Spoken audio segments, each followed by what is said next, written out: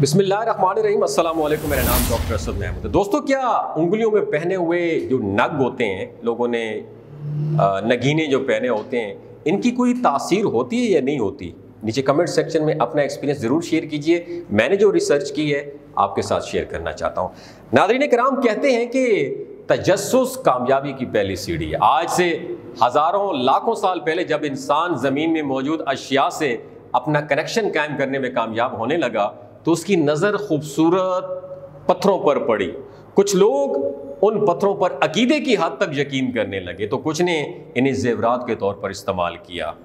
तो दोस्तों, ये पत्थर ज़माना कदीम से ही बादशाहों और आम लोगों में काफ़ी मकबूल रहे हैं। लेकिन द क्वेश्चन इज़ दैट कि उंगलियों में पहनने वाले ये पत्थर और नगीनों की अफादियत के बारे में इस्लाम हमें क्या गाइडलाइन देता है?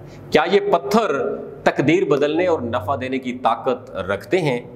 आज की इस वीडियो में सवाल के जवाब जानने की कोशिश करेंगे। नाज़रीन किराम, कुछ लोग इन पत्थरों और ज़ेवरात के लिए इस्तेमाल होने वाले मुख्तलिफ धातों के बारे में कुछ ऐसी गैर हकीकी बातों को भी मानते हैं कि ये पत्थर इंसानी जिस्म पर कोई अच्छा इम्पैक्ट डालते हैं और मुख्तलिफ किस्म की बीमारियाँ ख़त्म करते हैं और इंसानी जिस्म में फ़ायदा मंद मवाद बनाते हैं।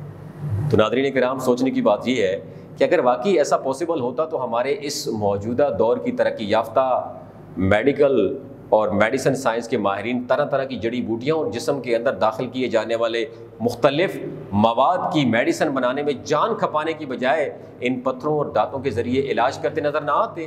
तो ख़वातीन व हज़रात, कुरान पाक में भी कई जगहों पर इन मोती जो है ना, इनका जिक्र महज ज़ेबाइश के लिए इस्तेमाल हुआ है, ना कि इसके कई फ़ायदे बयान किए गए। सूरह रहमान की आयत नंबर 22 और 58 का तर्जुमा देखें। वो हूरें खूबसूरत ऐसी हैं जैसे याकूत और मरजान, आयत नंबर 58।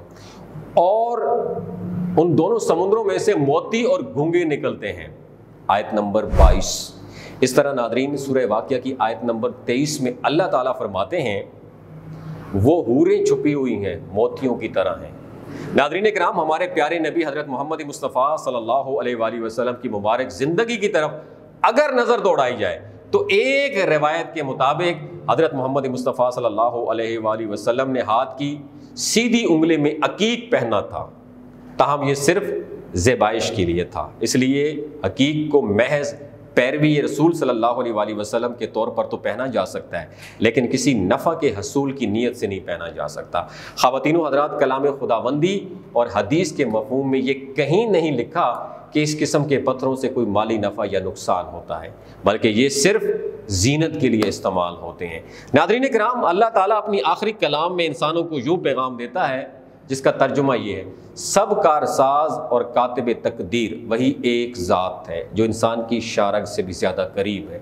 वही आसमान से बारिश बरसाता है और ज़मीन से गल्ला उगाता है, और वही जिसे चाहता है रिज़्क़ कुशादा कर देता है और जिसे चाहे औलाद से नवाजे और जिसे चाहे महरूम कर दे। ख़वातीनो हज़रात, अल्लाह अपने कलाम में ये वाज़े फरमाता है कि इंसान को उतना ही मिलता है जितनी उसने कोशिश की होती है। यानी अल्लाह चाहता है कि इंसान कामयाबी के लिए अपने इल्म हुनर और ज़ोर बाजू पर जदोजहद से पूरी ज़िंदगी गुजारे। हज़रत उमर रज़ी अल्लाह ताला अन्हु से रवायत है कि आप हजर अस्वद को बोसा देते हुए फरमाते थे कि मैं ये जानता हूँ कि यकीनन तू एक पत्थर ही है जो ना सिर्फ नुकसान पहुँचा सकता है और ना फ़ायदा पहुँचा सकता है, और अगर मैंने नबी करीम सल्लल्लाहु अलैहि वसल्लम को तुझे चूमते हुए ना देखा होता तो तुझे कभी ना चूमता। तो नाज़रीन, अगर आप नबी करीम सल्लल्लाहु अलैहि वसल्लम के इश्क में ये पहनना चाहते हैं तो पहने, इसमें किसी किस्म का कोई हर्ज नहीं है, क्योंकि हर आशिक ये चाहता है कि वो देखने में अपने महबूब जैसा हो। लेकिन याद रहे, इन पत्थरों से ना आपके रिज़्क़ में इजाफा होगा और ना किसी किस्म की कमी आएगी।